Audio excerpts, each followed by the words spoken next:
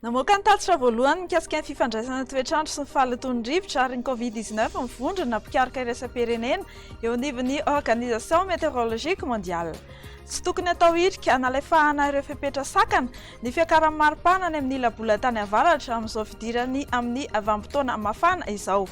Ny fepetra noraisin'ny tompon'andraiki mpanjakana sy ny fampiarana ny tsirairay sy ny rehetra no tena mamaritra ny fianaky ny valanaretina fa tsy ny toetrandro.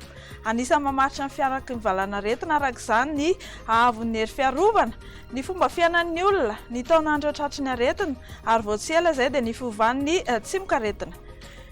Ny aretin'ny taovam-pisefoana dia misy fotoana mampirongatra azy kokoa toy ny mahabe ny gripa rehefa fararano sy ririnina.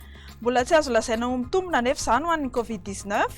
Raha ny antontanisa voalohany voaray dia mampiseho fa mampitombo ny taham-pahafatesana manoloana ny Covid-19 fahalatony-rivotra izay mafandraika amin'ny antontanisa mikasika ny aretin'ny taovam-pisefoana hafa rehetra.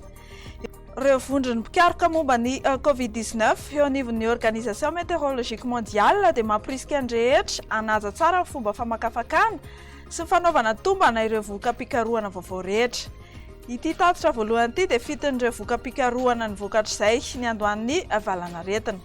Ny tanjona dia ny ampitomboana ny fahalalan'ny rehetra ary hanatsarana ireo fepetra tokony ho raisina.